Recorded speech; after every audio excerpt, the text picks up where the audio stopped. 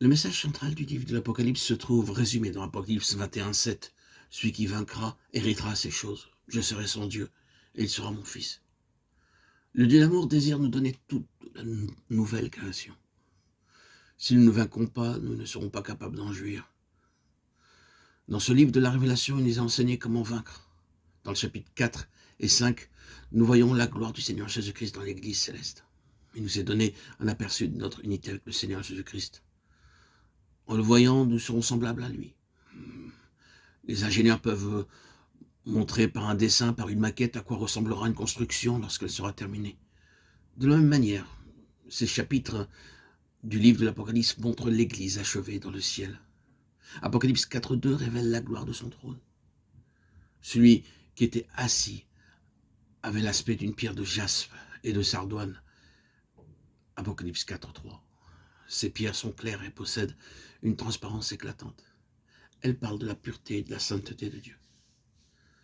L'arc-en-ciel est un symbole de l'alliance de Dieu. C'est une lumière pure, se composant de 7 couleurs, Genèse 9, 11, 17. Le premier arc-en-ciel ici représente un témoignage de l'alliance de Dieu avec les hommes. Lorsque nous avons l'espérance de partager le trône de Dieu, comme cela est promis dans Apocalypse 3:21, nous nous demandons comment nous pouvons y parvenir compte tenu de nos limitations humaines. Nous partageons ce trône non à cause de ce que nous sommes, mais à cause de l'alliance de Dieu.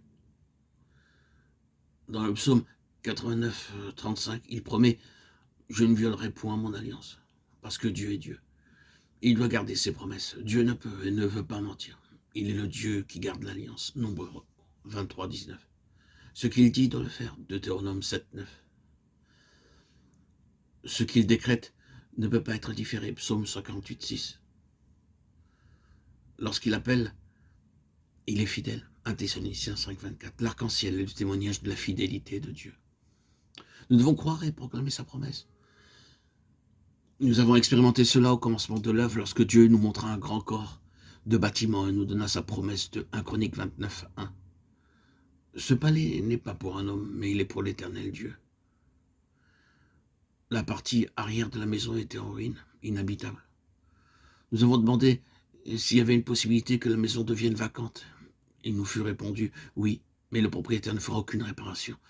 La maison devait être libre le 12 juillet. Lorsque nous avons vu le propriétaire et que nous l'avons annoncé que c'était pour le Seigneur, aussitôt il dit « Je réparerai la maison, vous pouvez occuper les lieux, vous ne paierez pas jusqu'à ce que les réparations soient achevées. » Après ce délai, l'argent arriva pour le loyer. Nous devons croire ce que Dieu a dit et nous y tenir. En une occasion, le Seigneur me dit de me tenir prêt pour aller à l'étranger, me donna la parole de Zacharie 9, 10. Il y avait énormément de formalités de départ à remplir et une longue liste d'attente. Humainement parlant, il n'avait aucune chance. Pendant mon culte matinal, le Seigneur me donna Ésaïe 43, 16. Je ferai un chemin dans la mer. Quand j'arrivais au guichet, un employé dit « Il y a une seule place pour un employé du gouvernement indien. Êtes-vous employé du gouvernement ?» Je lui dis que j'étais serviteur de Dieu. C'est bien ainsi, dit-il, et il me donna le billet. Nous devons apprendre à compter sur les promesses de Dieu.